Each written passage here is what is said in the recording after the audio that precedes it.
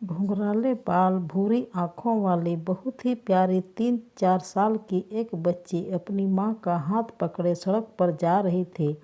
इतने में एक सड़क से गुजरती हुई महिला ने बच्ची को देखा और उसके गालों को सहलाते हुए बहुत ही प्यार से बोली, बच्ची अब बहुत प्यारी हो, एकदम गुड़िया जैसी। बच्ची ने अपने घुंघराले बालों को झटका दिया और बड़ी बेतकल्लुफ़ी से बोली, हाँ मुझे पता है। ये सुनकर वो महिला चुपचाप वहाँ से चली गई। लेकिन रास्ते भर बच्ची की माँ सोचती रही, बच्ची को इस बारे में कैसे समझाए। घर आकर बच्ची की माँ ने बच्ची से कहा, लीजा, रास्ते में मिली वो महिला तुम्हारी बाहरी सुंदरता की तारीफ कर रही थी, क्योंकि तुम्हें भगवान ने सुंदर बनाया है। लेकिन इंसान को अपने अंदर की सुंदरता को खुद पैदा करना होता है। क्या तुम्हें पता है अंदरूनी सुंदरता कैसे पैदा होती है? बच्ची लीजा ने ना में सर हिलाया तो माँ उसे समझाते हुए बोली, अपने बड़ों से विनम्रता से बात करो, अपने दोस्तों के साथ अपने खिलौने और खाना साझा करो, और कोई दुखी हो या मुसीबत में हो तो उसकी मदद करो। बस यही सब करके तुम अंदर से भी सुंदर बन जाओगे।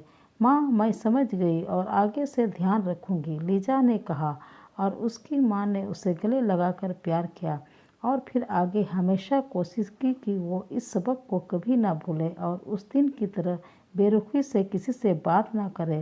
लीजा के स्कूल में एक नई बच्ची सोनी आई थी। वह बहुत ही अल्पभाषी और शर्मीली थी और ज़्यादा किसी से बात नहीं करती थी। टीचर ने उस नई बच्ची सोनी को लीजा के साथ बिठाया और कुछ ही दिनों में दोनों बहुत अच्छी दोस्त बन गई। एक दिन लीजा ने सोनी को अपने घर ले जाने के लिए कहा तो लीजा की माँ ने फ़ोन पर सोनी को पेरेंट्स से अनुमति ले ली और उन दोनों को कार से घर ले जाने लगी। तो सोनी अचानक से बोली, क्या मैं आपको अपनी मम्मी के पास लेकर चलूं? लीजा की माँ ने हाँ कहा और गाड़ी सोनी के निर्देश के मुताबिक चलने लगी। थोड़ी देर बाद वो एक कब्रिस्तान में थे और सोनी उन्हें एक कब्र के पास ले गई और बोली कि मेरी माँ यहाँ है। फिर रोते हुए सोनी अपनी माँ की कब्र पर बैठ गई।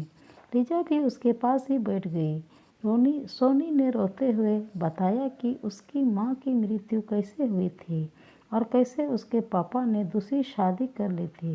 लेकिन उसने ये भी बताया कि उसकी नई माँ अच्छी है और वो उन्हें भी अपनी माँ की तरह ही प्यार करती है। आज सोनी ने अपने मन की सारी बातें बोल दी थी, जिन्हें वो ना जाने कब से दिल में दबाए बैठी थी। तुम्हारी माँ के बारे में सुनकर बहुत दुख हुआ सोनी।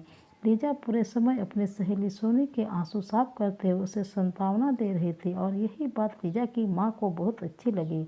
घर आकर लीजा ने सोनी को अपने खिलौने खेलने के लिए दिए और उसके साथ मिलकर खाना खाया। कुछ देर बाद सोनी की सौतेली माँ उसे लेने आ गई और उनके जाने के बाद लीजा की माँ ने उसे गोद में उठाया और उसके बालों को सहलाते हुए बोली, आज मुझे तुम पर गर्व है लीजा। तुमने आज अपनी सहेली से बहुत अच्छा और विनम्र व्यवहार किया। तो क्या अब मैं अंदर से भी सुंदर हो गई माँ? लीजा ने पूछा और उसकी माँ ने उसे प्यार से गले लगा लिया।